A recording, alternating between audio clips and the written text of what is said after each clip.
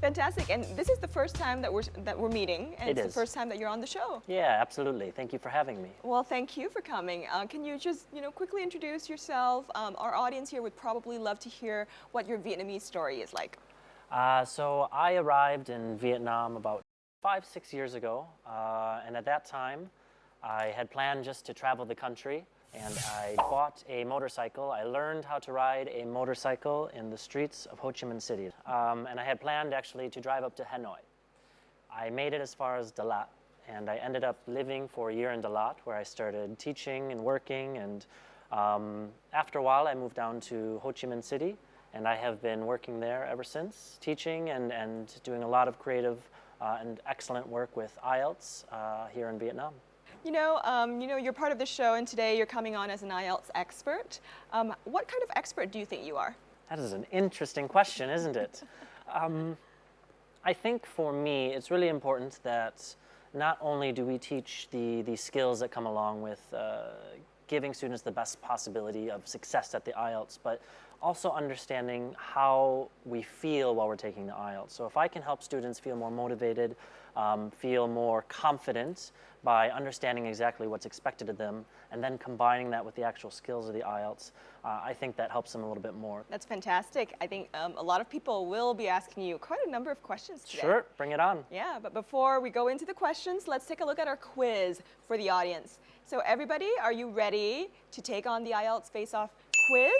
The quiz today is, you will only hear English accents on the IELTS test. Good question. Is this true or false? Yes, I see a hand. Hello everybody, I am Ngân Khánh. In my opinion, this answer is false. All right, thank you.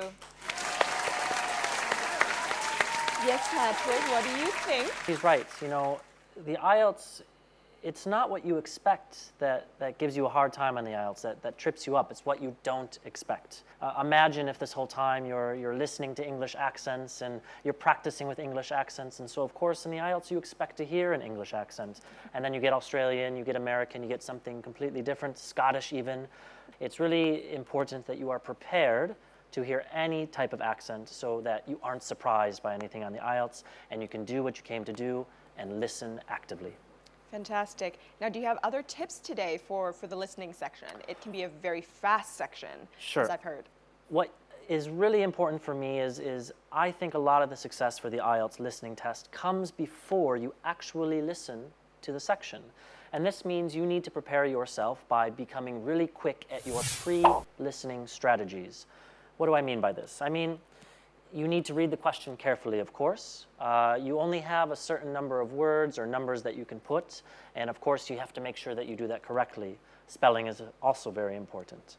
You want to underline keywords. So if you underline the important words, nouns, verbs, people's names, places, that's going to help you listen more clearly to when the answer is coming. And if you can just pull out those words when the answer comes, then it's going to make it easier for you to answer.